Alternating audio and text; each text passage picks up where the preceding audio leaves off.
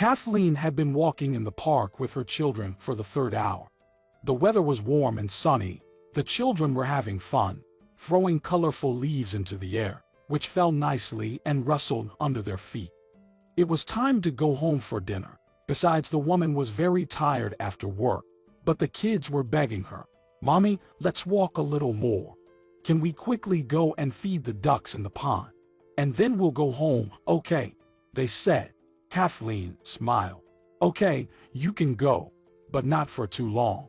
Brian, keep an eye on them and take Michelle by the hand, she's the youngest.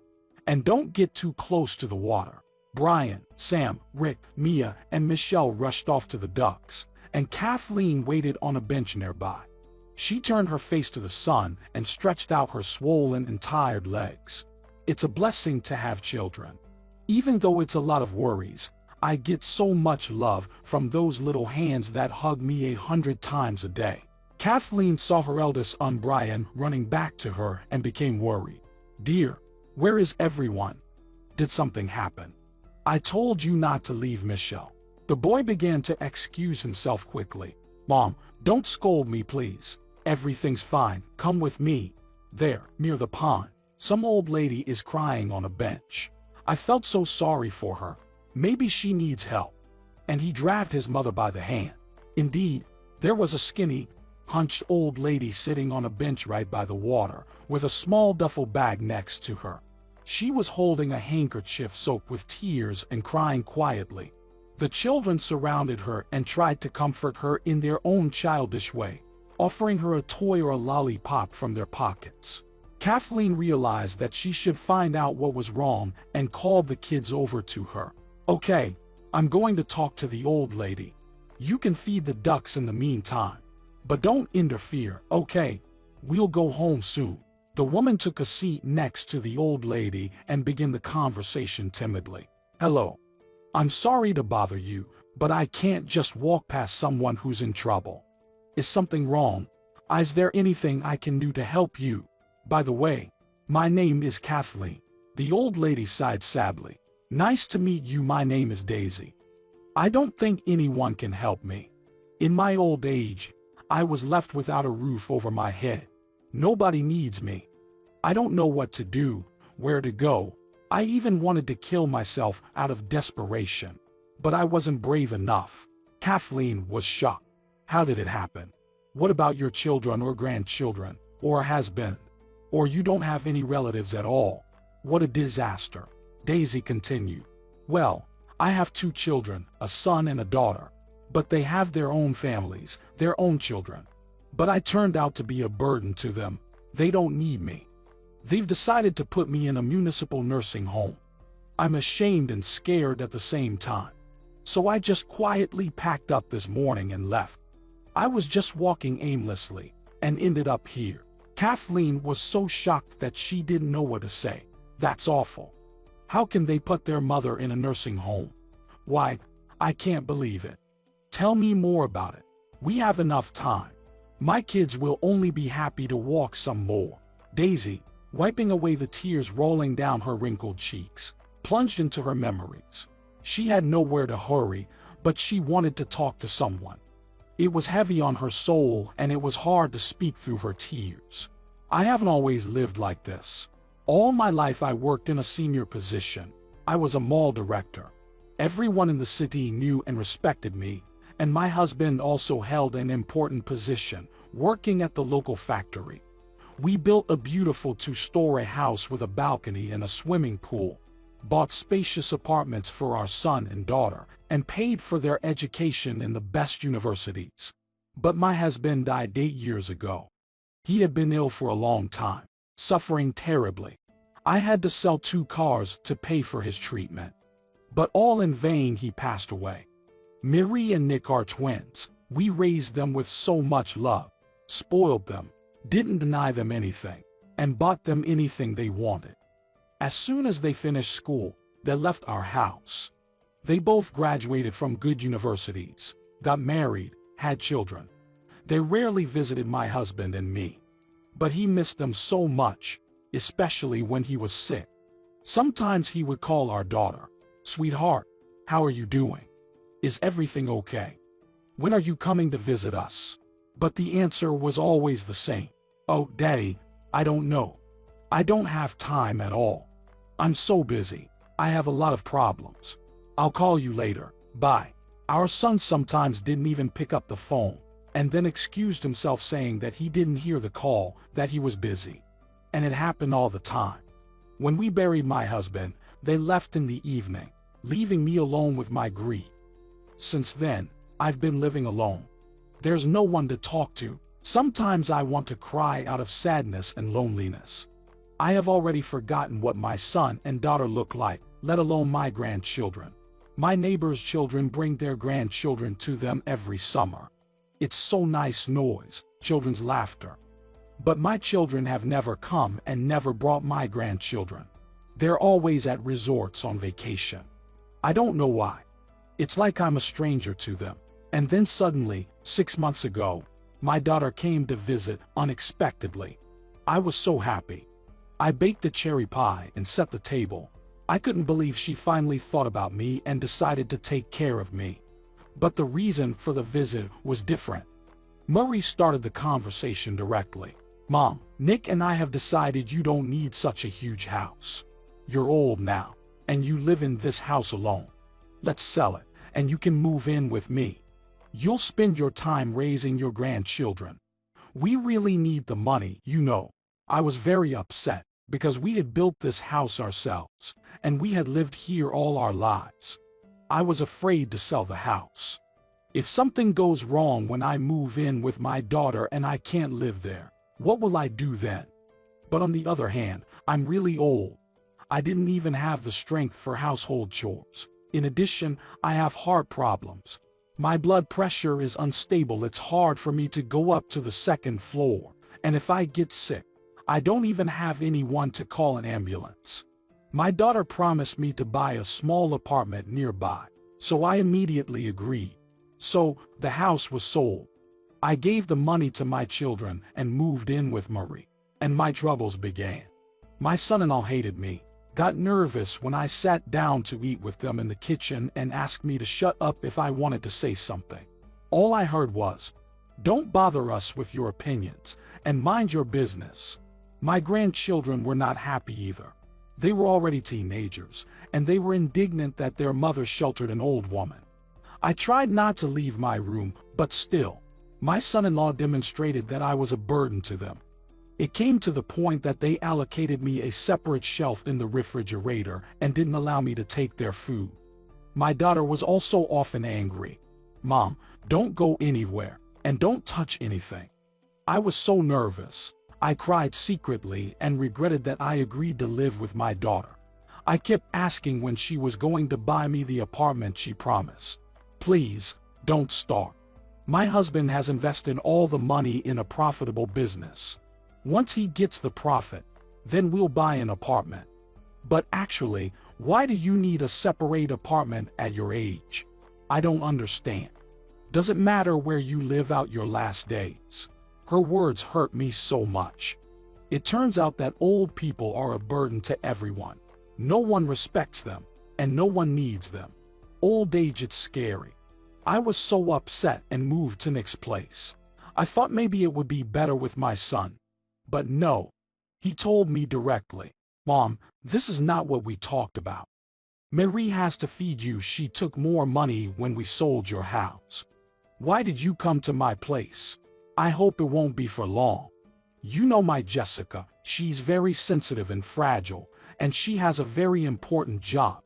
She gets annoyed when there are strangers in our apartment. Moreover, someone very old. It's inconvenient." Just like that, he turned me around and kicked me out. I had to go back to my daughter. I was so offended. I raised 2 children, sold the house, and gave them all the money, and now I don't even have a place to live. This morning, I was quietly going to the bathroom and accidentally overheard a conversation in the kitchen. My son-in-law said, "Marie, I'm sick of it. Thanks for the money, but I don't want to tolerate the old woman here all my life. She walks around like a ghost, sticking her nose everywhere. Our apartment is not a homeless shelter. Let's put her in a nursing home." I think it's a reasonable solution. My daughter was really indignant at first. Are you out of your mind? I promised her I'd buy her an apartment. I've already lied. And now what? That's not right. But my son-in-law insisted. What's the big deal? They feed the old people there and take care of them. It will be even better for her there. And anyway, choose either her or me. I thought my daughter would scold him or chase him away for saying that. But she suddenly replied, well, maybe you're right. I'll think about it. You know how much I love you, honey. To be honest, I'm sick of my mother too. She's like a stone around my neck. After these words, I was not going to stay in my daughter's apartment for a minute. I waited for them to leave, packed my bag, and left. The grandchildren were at home. They saw me leaving, but they didn't even ask me anything. Nobody cares about me. That's how I ended up homeless in my old age. Kathleen was shocked by what she heard. She grew up in an orphanage and always dreamed of having at least one relative on this planet. Daisy had so many relatives, but she was thrown out on the street like old, unwanted garbage. Kathleen just couldn't believe it. Her heart ached, and she felt so sorry for her. Where would she go? What will happen to her? She couldn't live on the street. She is not homeless. She called her children over and said, this is Daisy, and she is going to live with us from now on. Do you mind? The children shouted like a flock of little geese. Yay! Is she going to tell us bedtime stories? We have Rayol grandmother now. That's so cool. Kathleen took the old lady's bag and offered her hand. Daisy, come with us. Please don't refuse. We need you. You have no idea how much we need you. I just need a nanny for my kids. I work as a cleaner in the office, and I have to ask a friend or a neighbor to babysit my kids all the time. Don't worry, they're nice, well-mannered. They won't cause any trouble. Our apartment is small but comfortable, and we always have a lot of fun. Do you agree? Daisy started crying. Thank you, Kathleen. I would gladly agree. I'm so tired of being lonely, and I'd love to babysit your kids. I'll be happy to do whatever you say. When the old woman came to her new home, she was greatly surprised at the care and attention she felt. The room was clean and cozy, with bunk beds near each wall. There were pull-out tables that didn't take up much space. A fold-out chair bed has been allocated for Daisy.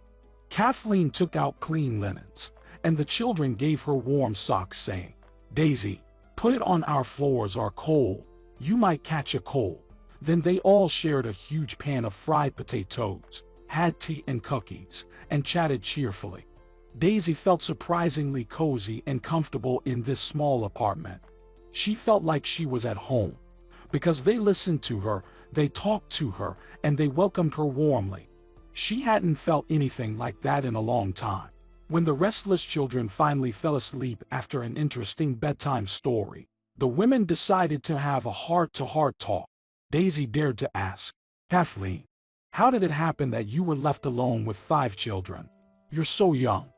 How did you have time to give birth to 5 children? The woman sighed sadly. Oh, my fate is no better than yours. I grew up in an orphanage. I was lucky to have good caretakers.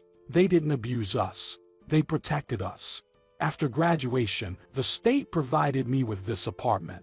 I got a job as a maid in a hotel. That's where I met my future husband, Billy. He's a truck driver. He often stayed overnight at our hotel. You know, I didn't fall in love with him right away, but he fell madly in love with me. He courted me in a beautiful way and brought me many gifts from his trips, perfumes or jewelry. At first, I was very afraid that he was older by 10 years and had 3 children. Billy didn't hide anything. He honestly told me that his wife wasn't faithful, and they always quarreled. She didn't take care of the children at all, yelled at them, they annoyed her. And then she left them and went to her lover.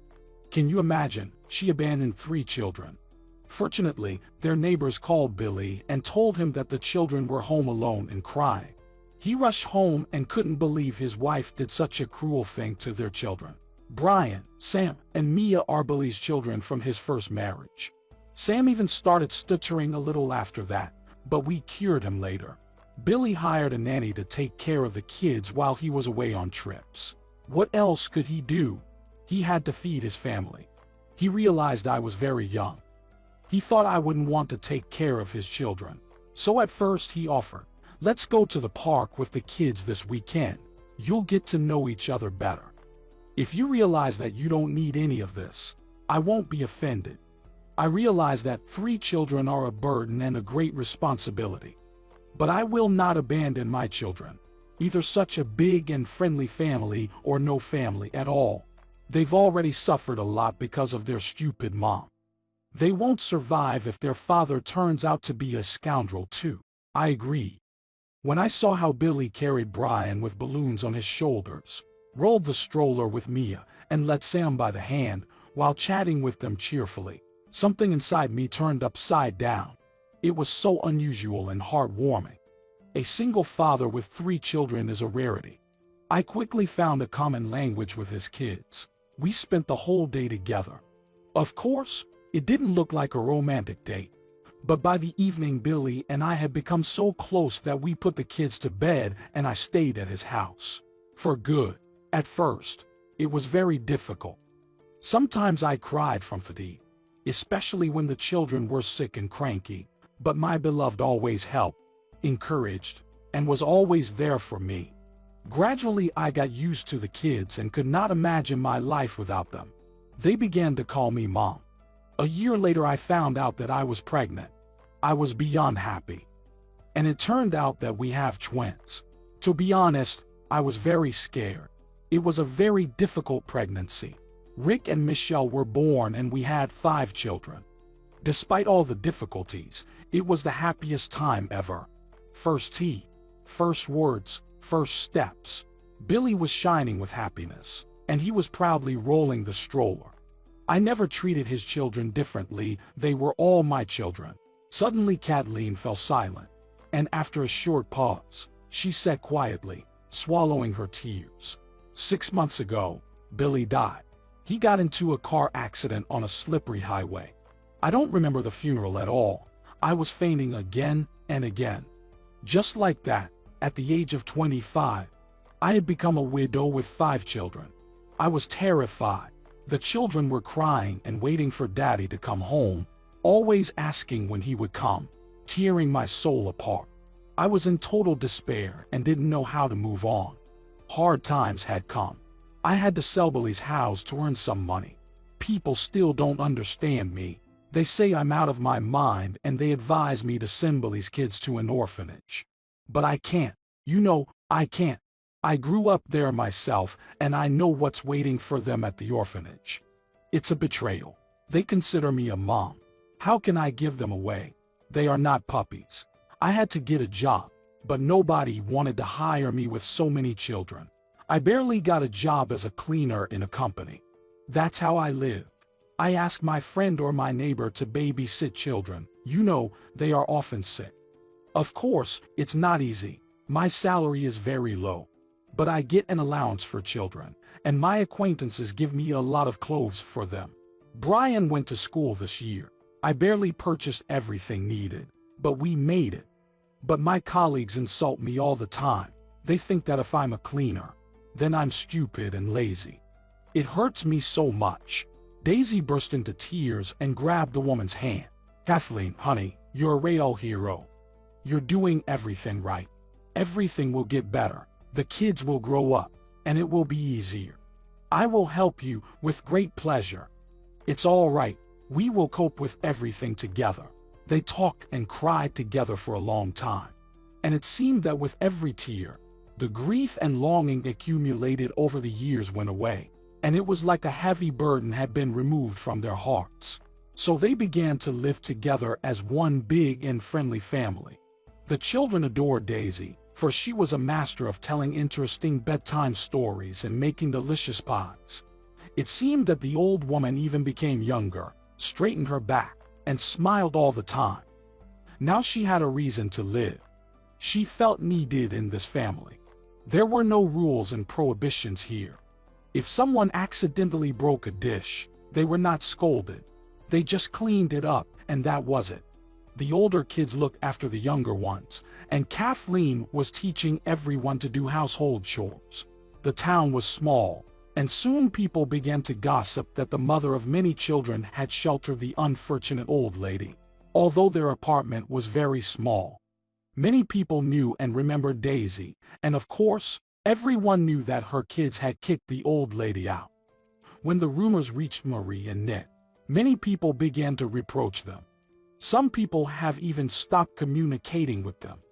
Marie became furious and once caught Kathleen when she was running home from work. She made a scene right in the middle of the street, in front of shocked passersby. "Why do you need my mother? Why is she living with you? Did you shelter her deliberately to embarrass me? For your information, I didn't kick her out. It was her decision to run away. Tell her to stop this circus and come back home." Kathleen was shocked at such insolence and replied sharply, "I'm not forcing Daisy to live with us. It's her decision. You should know better what happened and why she ended up homeless. We respect and cherish her. She feels like a family member with us. You should be ashamed of what you said." Marie wouldn't stop. "Perhaps you don't know, but she has nothing. No property, no money, and you'll get nothing." Kathleen smiled. "You are wrong, she has the most important thing, a kind heart. And I don't need anything else. But I guess you can't understand that. Excuse me, I have to go, the kids are waiting." Nick was indifferent to the news that his mother was living with strangers, thinking, "Well, that's good, one less problem." Since childhood he was used to someone else making decisions for him. That's why even as an adult he didn't want to make any decisions. He even found a well-to-do wife and didn't care much about earning money. He was indifferent to his mother. Daisy lived with Kathleen for 3 years and died quietly. The doctor said she had a weak heart due to her age. Kathleen was in grief, and she decided to find Daisy's children. She hoped they didn't cherish their mother while she was alive. Maybe they'll at least want to say last goodbye to her. But she was wrong. Marie just hissed into the phone, "Mom's dead, so bury her without my help. I have no money." Nick didn't even pick up the phone. He didn't want to make any decisions again.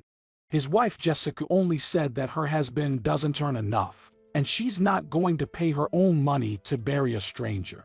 Kathleen was shocked by such cynicism. She couldn't believe that Daisy's children didn't even want to say goodbye to her. Kathleen had no money either, but she managed to organize the funeral and a modest memorial dinner. To her surprise, many people came to say goodbye to Daisy. They thanked Kathleen for her kindness, and some of them even gave her some money to pay for everything. But Daisy's children never showed up. Apparently, they were ashamed and didn't want to be judged by the whole town. Kathleen's children also longed for their grandmother, remembering her bedtime stories, warmth, and kindness.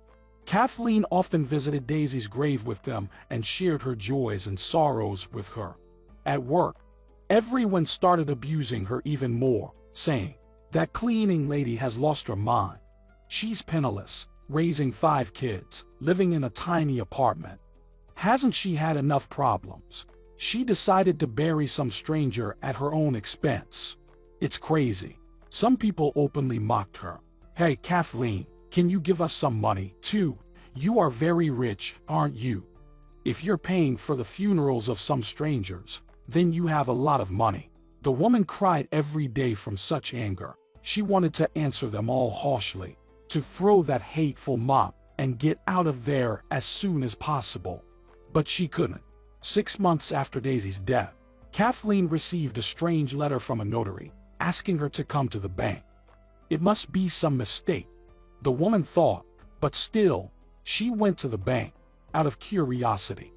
It turned out that Daisy had written a will shortly before her death and had a bank account with a good amount of money. No one knew about it. Years ago, Daisy and her husband decided to open a bank account and start saving money, just in case. Over the years, a good amount of money had accumulated there with interest. But seeing how her daughter and son treated her, the old lady changed her mind and decided to leave it to Kathleen.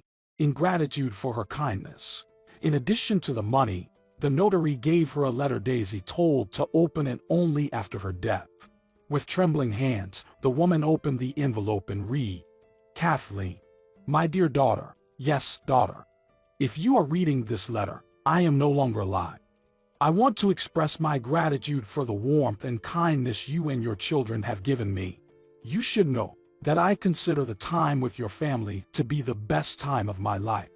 Tell Brian, Mia, Rick, Michelle, and Sam that I love them very much.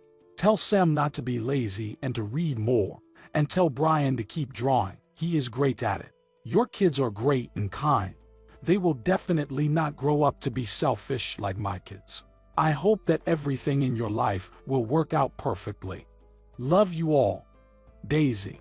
Kathleen was holding the letter as if it were her most precious asset, and sobbed as she remembered the kindest and sweetest granny who had become their family. After getting the money in the bank, Kathleen decided that she would no longer work as a cleaner, would finally repair the apartment, and take the children to the sea. It had been their pipe dream for many years. The next day, after taking the children to kindergarten and school, Kathleen didn't rush headlong to her hated job, but went shopping. She bought herself a beautiful summer dress and elegant heeled shoes. Then she went to the hairdresser, dyed her hair a beautiful chocolate color, and got a stylish haircut. She was so happy. A completely different woman looked at her from the mirror, young, attractive, fashionable, and self-confident. After all, the woman couldn't afford even such small female joys before. There was a trivial lack of money. When a young, beautiful, and stylish woman entered the company's office, tapping her heels briskly, walked confidently to the director's office. Not paying attention to the secretary, the latter was bewildered and asked, "Hello, are you here to see Alexander? How may I introduce you?" Kathleen laughed. "Stephanie, it's me, Kathleen, the cleaning lady. Don't you recognize me?" The secretary's jaw literally dropped. She thought this impressive, gorgeous woman had nothing in common with the poor modest mother of many children who scrubbed their floors. She asked in surprise, "You look great. But why are you dressed like that? Are you going to scrub the floors like that?" the secretary asked. Kathleen smiled nicely. "No, Stephanie, I'm not going to clean the floors anymore. Daisy left me a huge amount of money, so I'm going to quit and go to the seaside with the kids." When Kathleen picked up her children from kindergarten, she was not recognized not only by the caregivers but even by her own children. Her twins Rick and Michelle spun around her and shouted, "Mom, is that you? Did you get a new haircut?"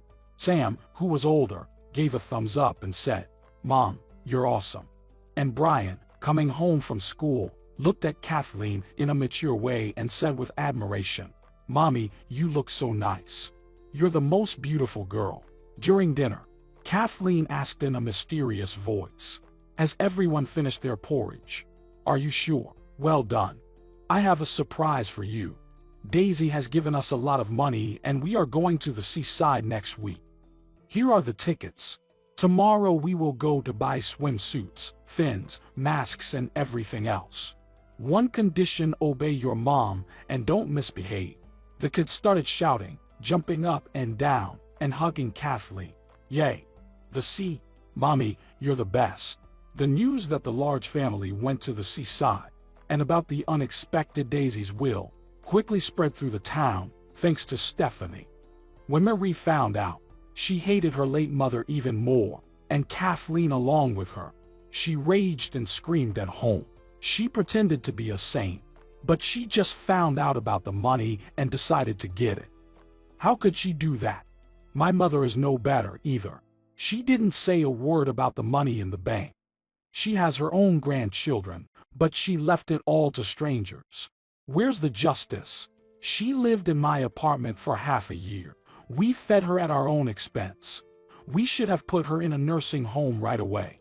Kathleen and all her children had fun splashing in the warm and clean sea, building sand towers and palaces on the beach, eating delicious food, and enjoying their vacation. Of course, Kathleen couldn't let herself be completely relaxed because she had to keep an eye on the children. She made sure they didn't get sunburned and didn't forget to wear their hats. And at lunchtime, the whole family went to the lodge for a day's sleep. Now all the worries about the children were on the woman's shoulders. But she got used to it long ago. The children were obedient, sometimes mischievous, but not too much. Alan lived in a neighboring lodge. He watched and admired this interesting and noisy family having fun, and was amazed at how cleverly the woman dealt with the children without scandals and tantrums. He was a widower. His wife had died long ago without giving him a baby, and for the past 10 years the man had suffered from loneliness and longing. Alan was a wealthy lawyer. He communicated a lot with different people and could unmistakably determine the character and lifestyle of people. But this tan, young, and cheerful stranger really impressed him. He kept calculating in his mind her age, then the age of her children, and he could not understand how she could give birth to them all. He liked the woman very much. He couldn't stop thinking about her, which happened to him very rarely. The man admired the way she smiled sincerely and warmly, the way she fixed her bangs, and turned her neck gracefully. It even gave him goosebumps. He tried to chase these thoughts away. Why do you need this young woman with so many children? Are you out of your mind, you old fool? You are 40 years old, and she is still young, maybe even married. Just her husband couldn't go on vacation. Alan watched them but didn't dare to talk to them, afraid of looking ridiculous. But their meeting did happen by chance. Sam and Mia were playing ball and accidentally hit Alan's forehead with their ball. The kids ran up to him and hurriedly apologized. "Oh, we're sorry, it was an accident. It's just that the wind is really strong. Are you okay?" The man laughed and merrily tossed the ball toward them. "It's okay, I'm okay. My name is Alan, and what's your name, young athletes?" The boys began to talk excitedly. "I'm Sam and this is my sister, Mia. We also have brothers Brian and Rick, and a little sister Michelle. We are having a vacation with my mom. Her name is Kathleen. There she is, by the water. Come play with us." They pulled the man toward the rest of the family with childish sincerity. He happily followed them. After all, he was bored and had nothing to do. Kathleen was happily playing with the children and didn't immediately notice the stranger approaching. "Hello everyone, my name is Alan. I happen to know 2 charming volleyball players and they've invited me to join you. May I join your game?" Kathleen chuckled. "Hello, I'm Kathleen. I see my mischievous children have already made new friends. It's so much like them. Sure, come join us." After this accidental meeting, Alan and Kathleen spent the whole day together, swimming, sunbathing, chatting. But the time flew by too fast. In the evening, after dinner, the man timidly suggested, "Kathleen, what do you think about having a glass of fine wine on the terrace?" The woman blushed. No one had suggested such a thing to her in a long time. "Well, maybe after I put my children to bed, but not for long, you know." Everything was trembling inside her. She hadn't experienced anything like this in a long time. The woman was looking forward to a date with this stranger. She liked Alan very much. He was nice, well-mannered, calm, and his kind eyes captivated her. She made light makeup, put on her favorite dress, and after putting everyone to bed, went out on the terrace. Alan was already waiting for her. There was fruit on the table, and wine was poured into beautiful glasses. Seeing the woman, the man perked up and handed her a beautiful bouquet of lilies. "This is for you, Kathleen. You are as beautiful as these delicate lilies. I'm so glad you came." The woman blushed. She was pleased with such attention. After all, she had never been on a real date. They sat down at a table and talked until almost midnight. From time to time, Kathleen went to check if the children were asleep, and then returned to her new friend. Alan told her that he had been living alone for 10 years, working as a lawyer, earning good money. But he had no other life besides his work, so he went to this resort from time to time out of boredom. Kathleen couldn't lie and didn't want to, so she told him everything about herself, her children, and Daisy. But she was ashamed to tell him that she worked as a cleaner because the contrast was too great. He was a successful lawyer and she was a cleaning lady. It was unbelievable, but both of them felt as if they'd known each other not for 24 hours, but for a lifetime. They felt so easy and comfortable together. Alan dared to kiss Kathleen on the cheek, in a friendly way. But that kiss made the woman's head spin. It felt so good. This had never happened to her before. Kathleen tossed and turned in bed the rest of the night, unable to stop thinking about Alan. She was angry with herself. Stupid, what are you hoping for? He doesn't need a stupid cleaning lady with so many kids. You've watched too many soap operas.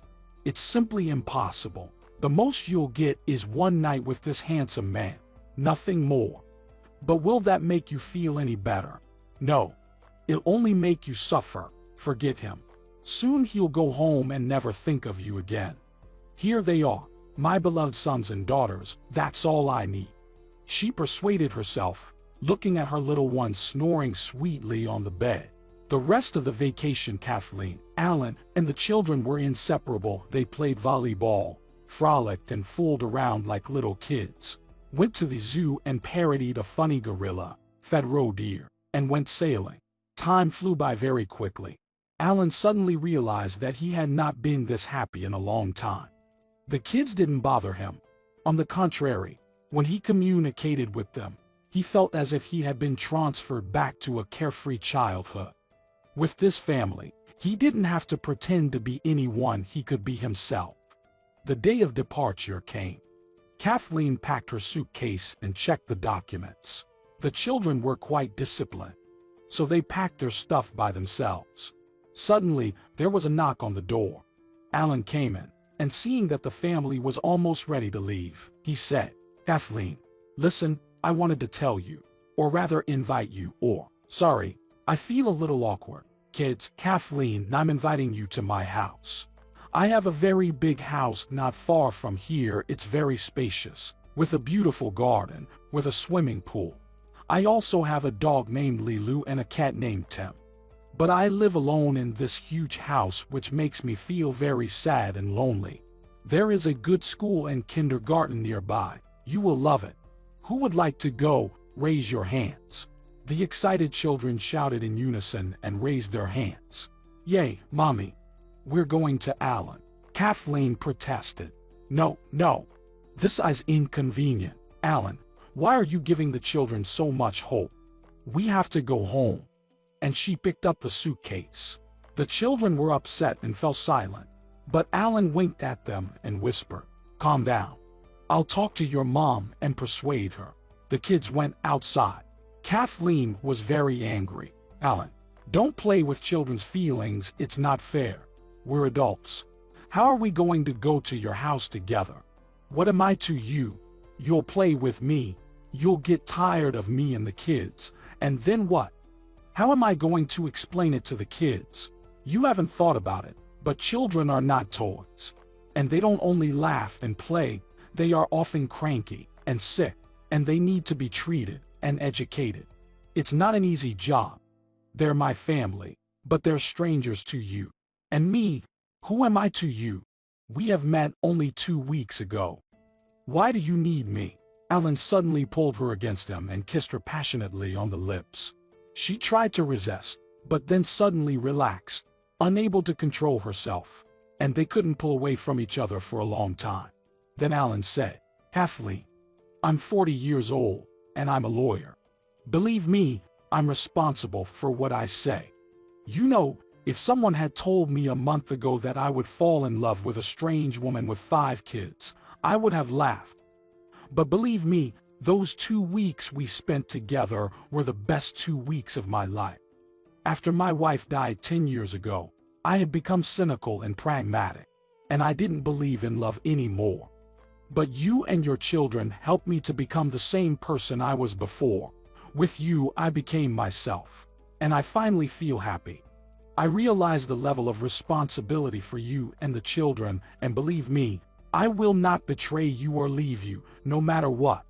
We will get married and live as a big and friendly family." Kathleen smiled and said, "Well, if that's true, then I agree. Children really like you, and it's impossible to trick a child's heart. And I feel the same way. and she hugged him tenderly. Then she added, "But what about a job? Will I be able to find a suitable job in your city? Even at my previous workplace, they hired me only out of compassion." Alan laughed. "What job? What do you need it for? Your only job is to be a mom. By the way, you're great at it. I have enough money to provide for my family, believe me." Kathleen felt like everything that was happening to her was some kind of magical fairy tale. She was afraid that if she closed her eyes, everything would disappear. Every night, lying in bed with her beloved, Kathleen mentally said, "Thank you, Daisy, you are my guardian angel. Even when you are in heaven." Anger and hatred for their mother were destroying Marie and Nick from the inside. Soon, Marie unexpectedly got into a car accident and was left disabled for the rest of her life. Neither her husband and her children, nor her brother wanted to take care of her and immediately put the woman in a home for the disabled. Nick drowned in debt and began to drink heavily. Soon Jessica filed for divorce, leaving the poor man with nothing. Daisy's children became even more angry at everyone, spending all the gloomy days away from their relatives and suffering from loneliness, which felt like an unbearable burden. They never understood the fundamental truth: your children will treat you the same way you treat your parents. This is the law of life.